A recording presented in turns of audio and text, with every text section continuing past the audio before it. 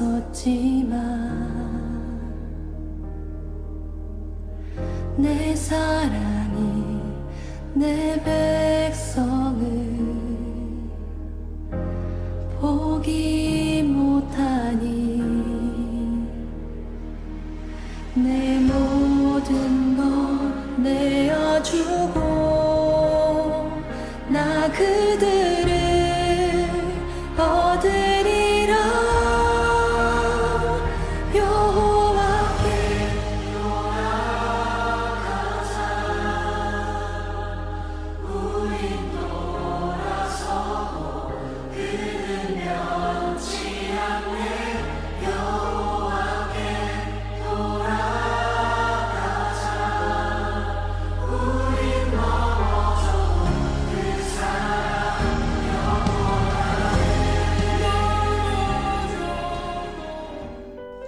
사무엘하 20장 14절에서 26절 말씀입니다.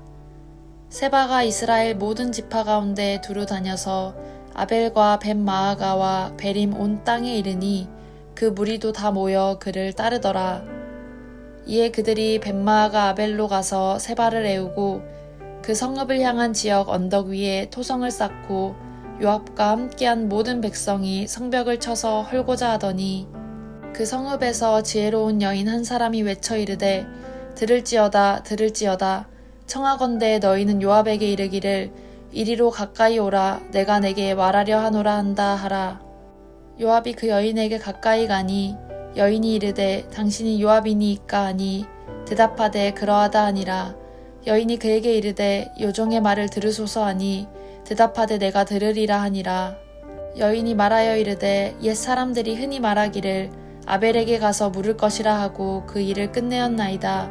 나는 이스라엘의 화평하고 충성된 자 중 하나이거늘 당신이 이스라엘 가운데 어머니 같은 성을 멸하고자 하시는도다. 어찌하여 당신이 여호와의 기업을 삼키고자 하시나이까 하니 요압이 대답하여 이르되 결단코 그렇지 아니하다. 결단코 그렇지 아니하다. 삼키거나 멸하거나 하려 함이 아니니 그 일이 그러한 것이 아니니라. 에브라임 산지 사람 비그리의 아들 그의 이름을 세바라 하는 자가 손을 들어 왕 다윗을 대적하였나니 너희가 그만 내주면 내가 이 성벽에서 떠나가리라 하니라. 여인이 요압에게 이르되 그의 머리를 성벽에서 당신에게 내어 던지리이다 하고 이에 여인이 그의 지혜를 가지고 모든 백성에게 나아가매 그들이 비그리의 아들 세바의 머리를 베어 요압에게 던진지라. 이에 요압이 나팔을 불매 무리가 흩어져 성읍에서 물러나 각기 장막으로 돌아가고 요압은 예루살렘으로 돌아와 왕에게 나아가니라. 요압은 이스라엘 온 군대의 지휘관이 되고 요호야다의 아들 브나야는 그렛 사람과 블렛 사람의 지휘관이 되고 아도람은 감역관이 되고 아일룻의 아들 여호사밧은 사관이 되고 스와는 서기관이 되고 사독과 아비아달은 제사장이 되고 야일 사람 이라는 다윗의 대신이 되니라. 아멘. 8월 22일 새벽 배송 말씀은 공동체를 살리는 하나님의 지혜입니다. 이전 말씀에 압살롬의 반역이 이제 수습되고 다윗 왕을 모셔오는 문제로 유다와 이스라엘이 갈라집니다. 그 갈라진 틈을 이용해 세바라는 사람이 이스라엘을 선동하여 반역을 일으키게 되죠. 지금도 마귀는 틈을 노립니다. 그 틈 중에서도 교회가 네 편 내 편으로 갈라지는 조그마한 틈만 생겨도 교묘히 이용을 하는 것이죠. 오늘 말씀은 세바와 그를 따르는 무리가 아벨성으로 들어가게 됩니다. 요압은 군대를 이끌고 아벨성을 이제 포위하고 이 성을 무너뜨리기로 작정하고 계획을 수립하죠. 이제 아벨성은 세바와 그를 따르는 자들과 그곳에 사는 사람들과 함께 무참히 무너지게 될 위기를 만나게 되죠. 그런데 그때 한 여인이 등장합니다. 성경은 이 여인의 이름은 밝히지 않고 지혜로운 여인이라고만 이야기하고 있는 것을 봅니다. 잠언 9장 10절 말씀에 보면은 여호와를 경외하는 것이 지혜의 근본이라고 합니다. 다시 말하면은 사람의 지혜는 하나님을 경외할 때에 난다는 것이죠. 우리도 삶을 살다가 보면은 지혜가 필요할 때가 참 많습니다. 아는 것이 지식이라면 어떻게 행해야 하는가는 지혜죠.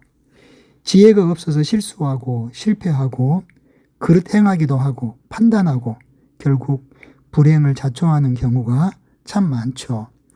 그런데 잠언에서는 이 지혜가 어디에서 오는지 또 어떻게 배우는지 어떻게 지혜가 발휘되는지를 명확하게 밝히고 있는데 그 답은 여호와를 경외할 때에 다시 말하면은 하나님께로부터 지혜는 오는 것임을 분명히 말하고 있죠.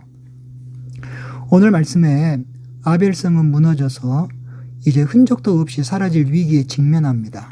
그러나 지혜 있는 한 여인으로 말미암아 성 안에 사는 모든 사람들이 이 위기에서 벗어나게 되는 것을 봅니다.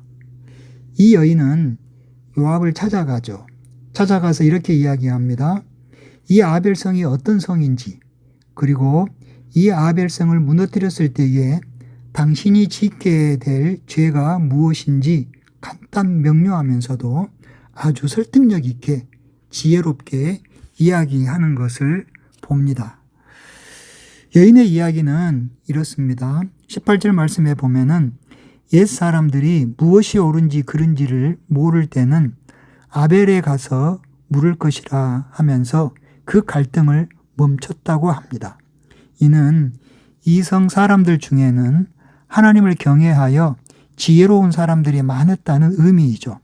그리고 19절에서는 이 성은 화평하고 충성된 성이고 어머니 같은 성이고 하나님의 기업인데 만약 당신이 이 성을 멸하게 되면 하나님 앞에서의 죄를 면치 못할 것이라는 것을 말합니다.